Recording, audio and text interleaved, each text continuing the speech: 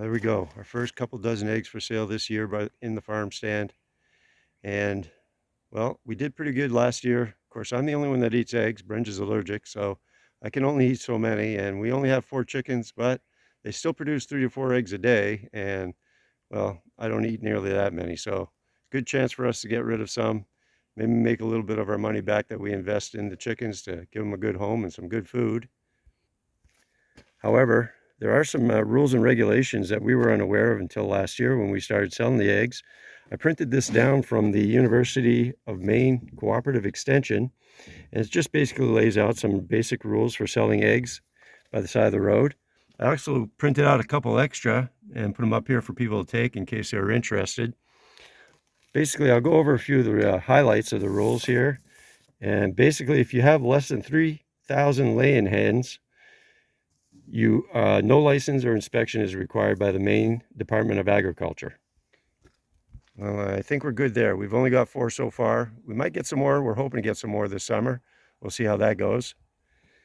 The size, grade, and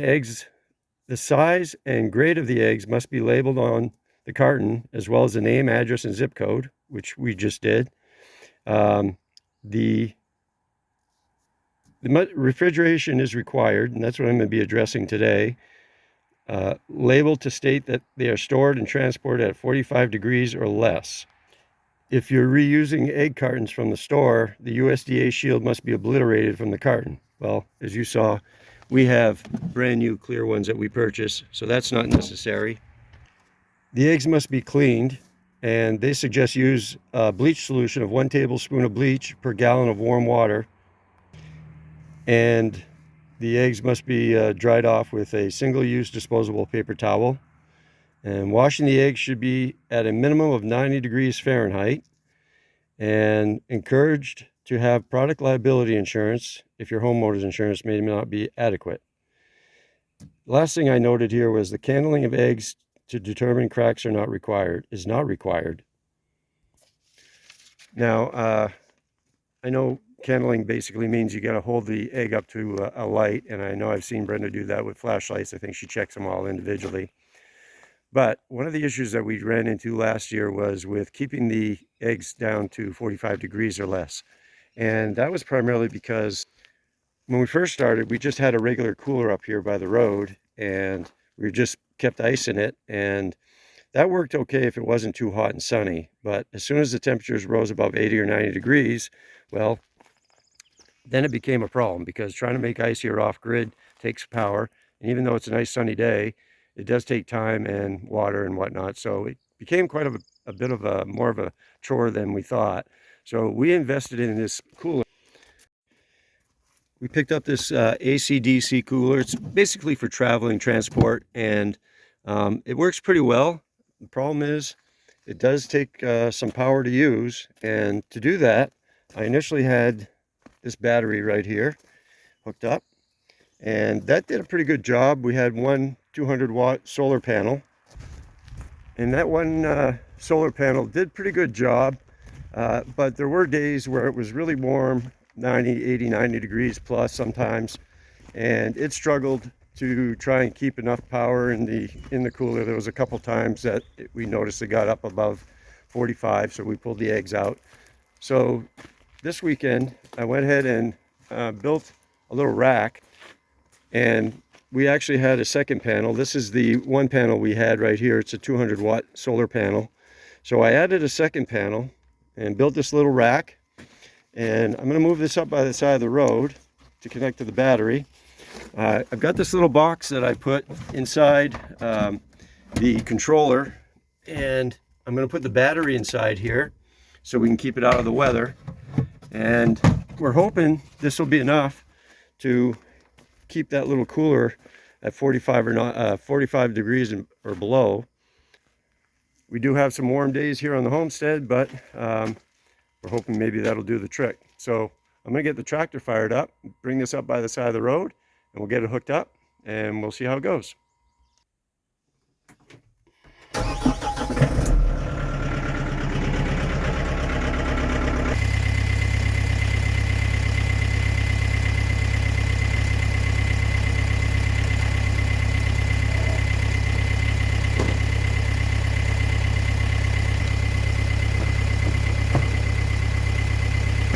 have to come back to the rack. Oh, make sure these don't get run over. What do you think, Ellie?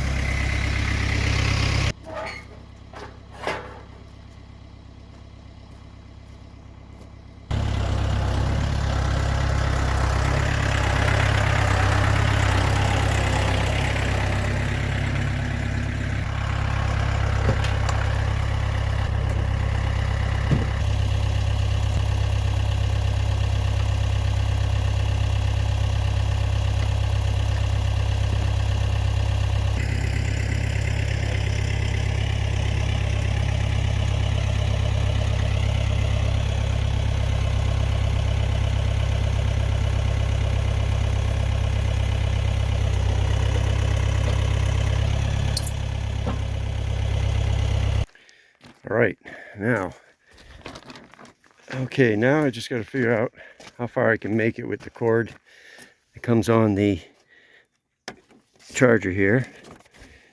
I want to get it out as far as I can over in this area. I'll start by getting that stand set up.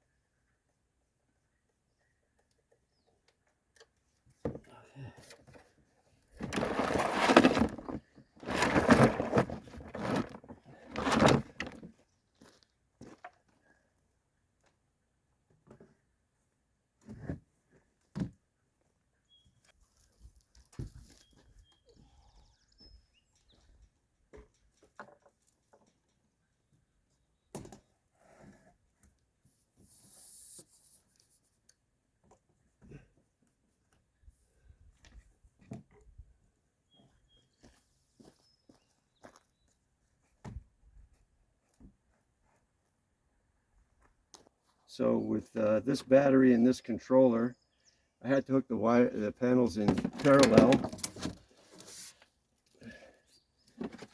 Basically means they're, instead of putting one connected to another, they're both connected to these Ys, and then they'll plug right into the controller. All right, that's it. The green flashing light says that it's charging normally. We now have cover on. There we go. And there's our little charging station. 400 watts of solar charging into a 100 amp hour battery, and that will hopefully be enough to keep our little roadside stand cooler nice and cool. And we can put other stuff in there too as we get stuff that comes along, whether it's the blackberries or whatever we have.